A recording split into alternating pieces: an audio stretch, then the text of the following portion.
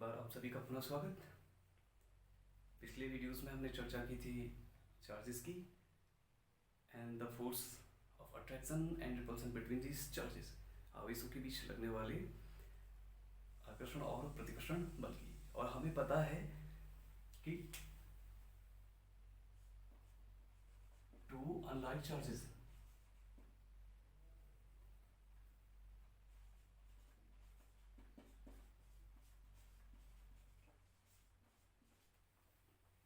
दो विपरीत प्रकृति के जो आवेश होते हैं वो एक दूसरे को आकर्षित करते हैं। The two unlike charges attract each other.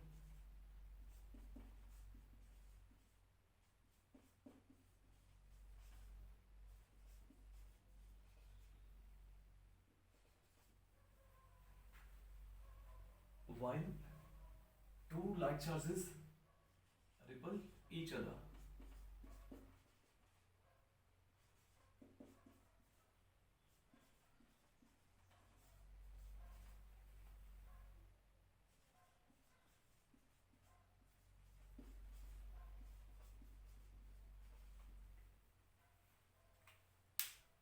विपरीत प्रकृति के दो आवेश एक दूसरे को आकर्षित करते हैं और समान प्रकृति के दो आवेश एक दूसरे को प्रतिकर्षित करते हैं। Two like charges repel each other. Then a force act between charges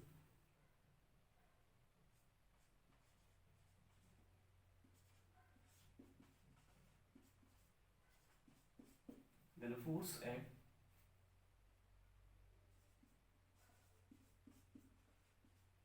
between these two charges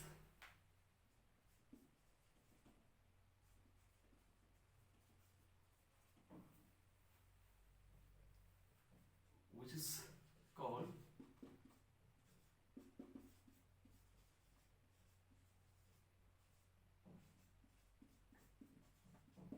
electric force. अतः दो आवेशों के बीच लगने वाले बल को विद्युत बल कहते हैं। अब सबसे बड़ा प्रश्न यह है, सबसे बड़ा सवाल यह है कि यदि आवेश एक दूसरे को आकर्षित या प्रतिकर्षित करते हैं तो आवेशों के बीच लगने वाला आकर्षण तथा प्रतिकर्षण बल कितना होगा। अर्थात आवेशों के बीच लगने वाले आकर्षण तथा प्रतिकर्षण बल का परिमाण कितना होगा और इसकी दिशा कहाँ होगी और किस ओर होगी। तो आवेशों के बीच लगने वाले इन बलों का पता सबसे पहले कूलाम ने किया था। Coulomb was the first scientist who calculate the force acting between two charges in 1875 by using torsion balance. 1875 में कूलाम ने आवेशों के बीच लगने वाले बलों की गणना की टॉर्सन बैलेंस की सहायता से। The force acting between two charges calculated by Coulomb is also known as Coulomb's law. Torsion balance.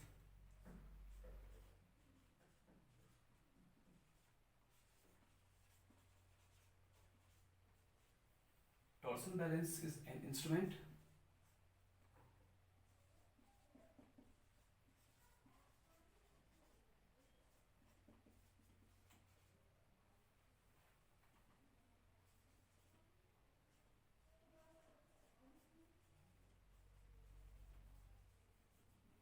which measures small forces.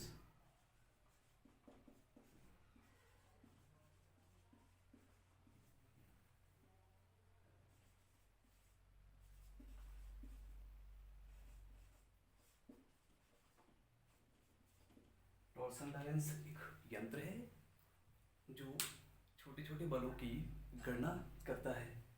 तो टॉर्सन बैलेंस की सहायता से कूलाम ने आवेशों के बीच लगने वाले बल की गणना की और आवेशों के बीच लगने वाले बल की गणना करने पर इसे हम कूलाम का नियम कहते हैं। तो आज हम बात करते हैं कूलाम्स लॉ की, कूलाम के नियम की।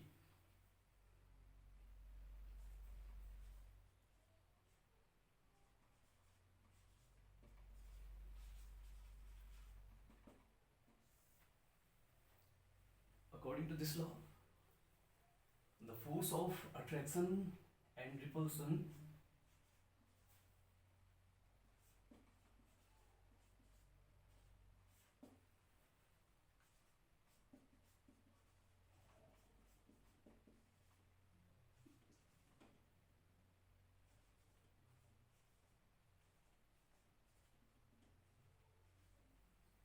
between two charges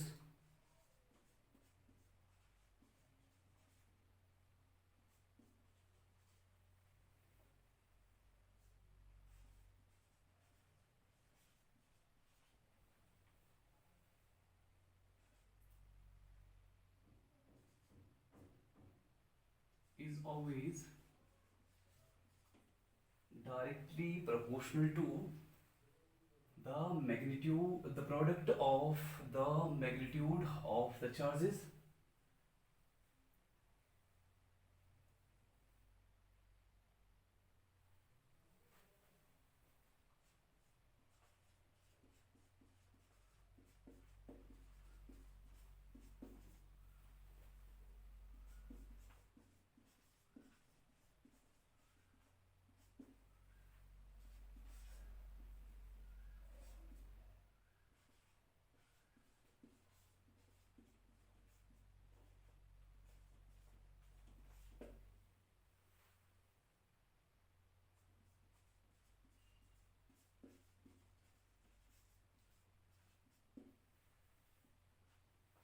and inversely proportional to the square of the distance between these charges.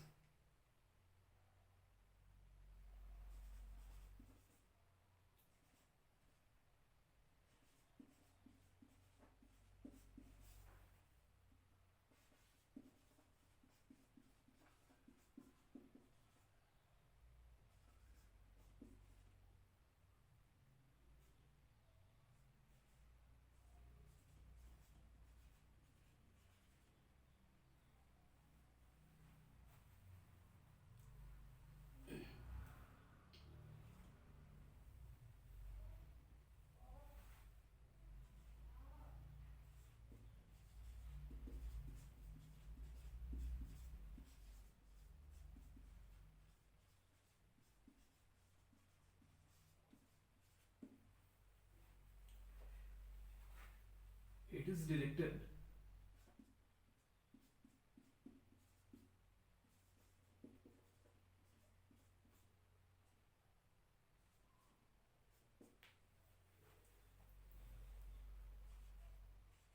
along the line joining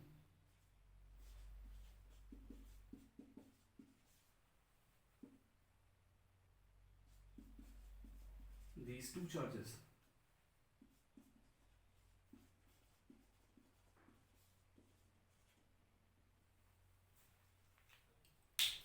तो आवेशों के बीच लगने वाले आकर्षण तथा प्रतिकर्षण बल के संबंध में जो कूलाम का नियम है, कूलाम्स लॉ, वो इस प्रकार है: द फोर्स ऑफ अट्रैक्शन और repulsion between two charges is directly proportional to the product of the magnitude of charges and is inversely proportional to the square of distance between these charges.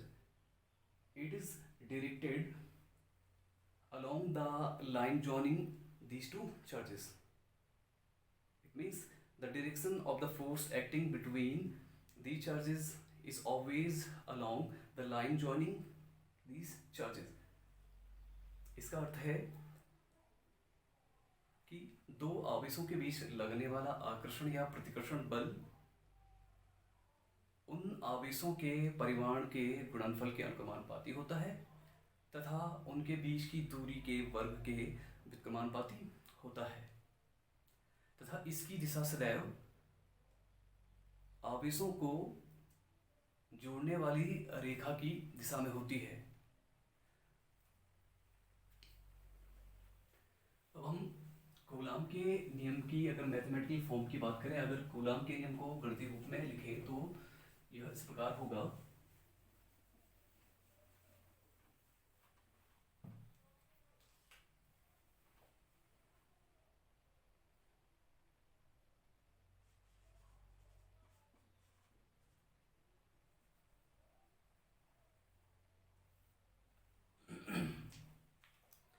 Let us suppose that two charges q1 q2 are separated by a distance r. माना दो आवेश q1 तथा q2 एक दूसरे से r दूरी पर स्थित है.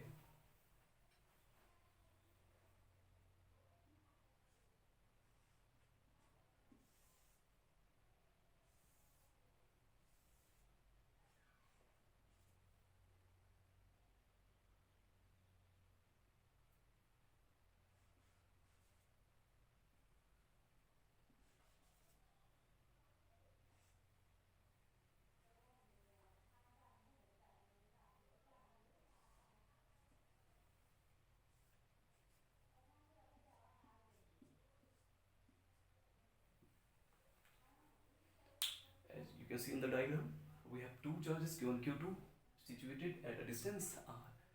Now from the Coulomb's law, force acting between these two charges is directly proportional to the product of the magnitude of the charges.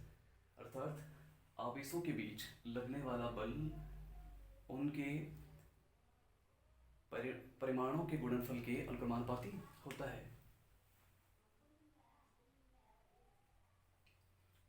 Coulomb force is directly proportional to the product of magnitude of charges.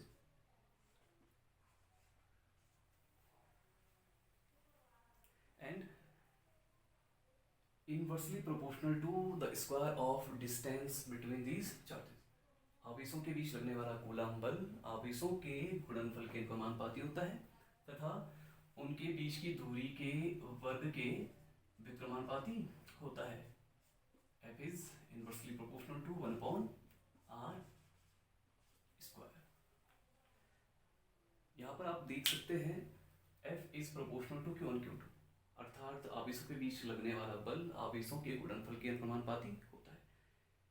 जब दो physical quantities proportion में होती हैं तो एक quantity के increase होने पर दूसरी क्वांटिटी भी इंक्रीज होती है.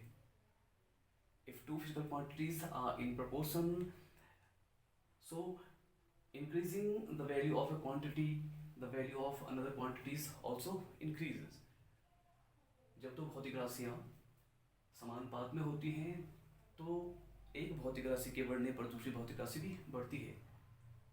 And if two physical quantities are in inverse, so increasing the value of a quantity, the value of another quantity decreases.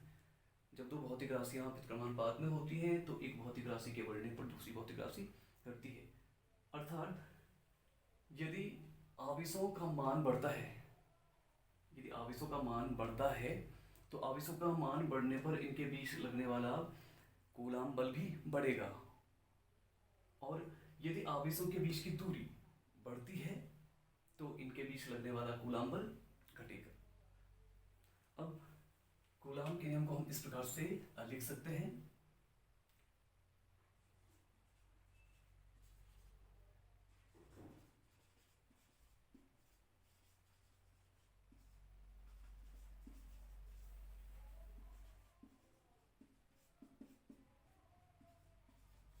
Now Coulomb's law can be written as combining these two together, F proportional to Q1 Q2 upon R square.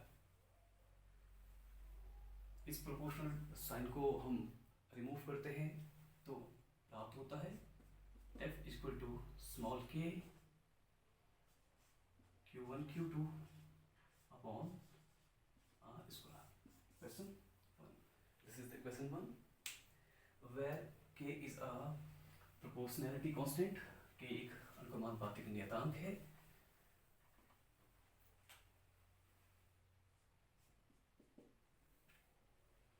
F is equal to small k Q1 Q2 upon R square. This is the equation number 1. I just told you small k is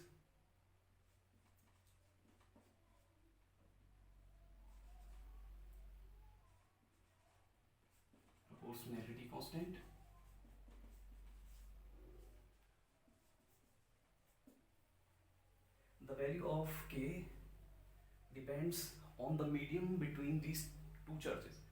अर्थात K का मान, जो कि अनुक्रमानुपातिक नियतांक है, के का मान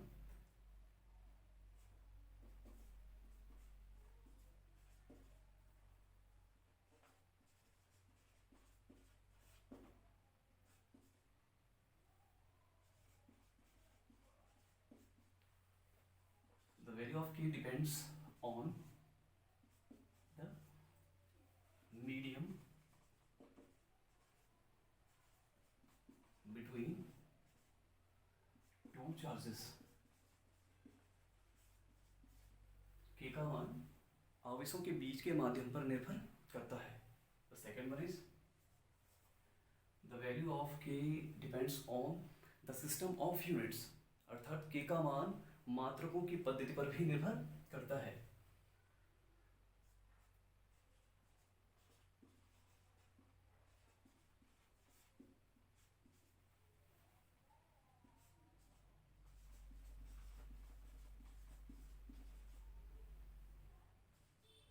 The value of k depends on the system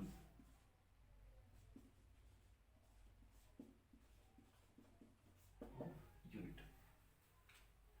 समीकरण आप एक में आपने देखा F equal to small K into Q one Q two upon R square, जहाँ हमने आपको बताया कि एक अनुक्रमानुपातिक नियतांक है जिसका मान आवेशों के बीच के माध्यम पर निर्भर करता है तथा मात्रकों की पद्धति पर निर्भर करता है। SI पद्धति में के का मान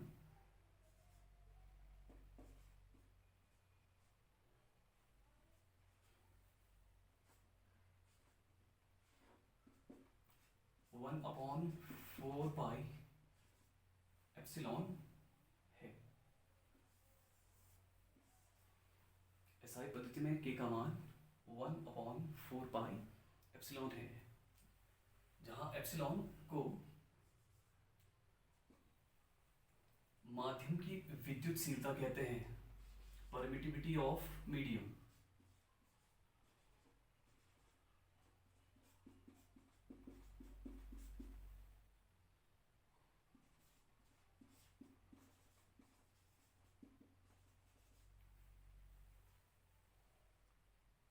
माध्यम की विद्युतशीलता। माध्यम माध्यम तीन प्रकार का होता है, सॉलिड, लिक्विड और गैसियस। अर्थात ठोस, द्रव और गैस, तीनों माध्यम हो सकते हैं। लेकिन ऐसा स्थान जहां पर कोई माध्यम ना हो उसको हम फ्री स्पेस या वैक्यूम कहते हैं। If no medium is founded anywhere it is called vacuum. और निर्वात की विद्युतशीलता को हम एप्सिलॉन नॉट से डिनोट करते हैं। Epsilon naught, it is known as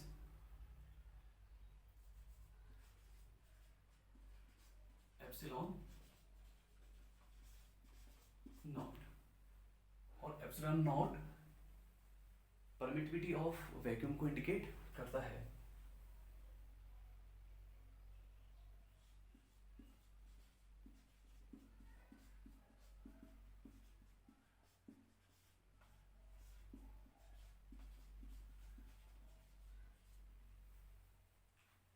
vacuum जिसे हम फ्री स्पेस कहते हैं, अर्थात जहां पर कोई मीडियम नहीं होता है। जो परमिटिविटी है, परमिटिविटी की वैल्यू अलग अलग मीडियम में अलग अलग हो सकती है। सॉलिड के लिए परमिटिविटी कुछ अलग हो सकती है, लिक्विड के लिए परमिटिविटी अलग हो सकती है, और गैसेस फॉर्म के लिए परमिटिविटी अलग हो सकती है।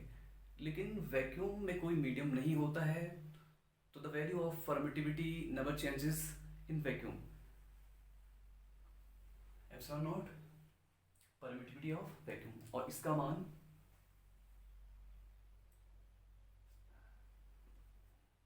ये एक यूनिवर्सल कांस्टेंट है।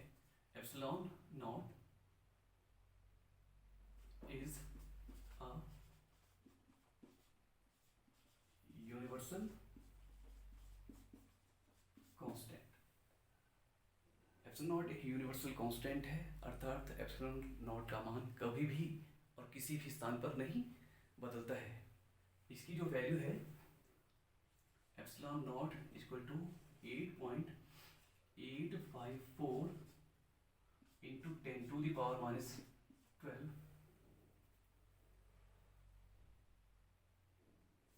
Coulomb square per newton metre square.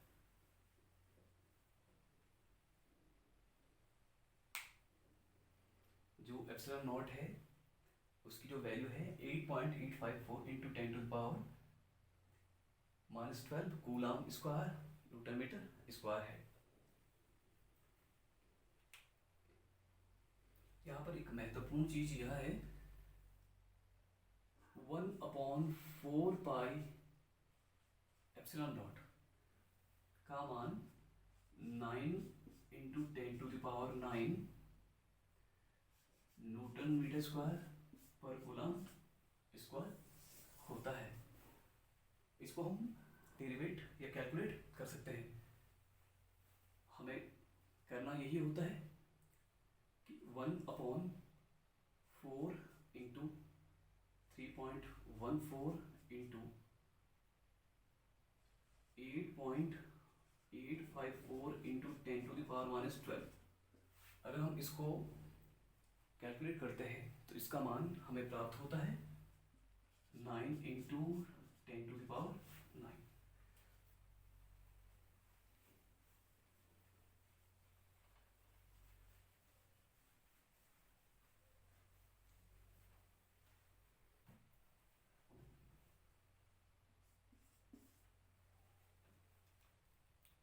अब हम बात करते हैं परावैद्यांक या आपेक्षिक विद्युतशीलता की कि आपेक्षिक विद्युतशीलता किसे कहते हैं।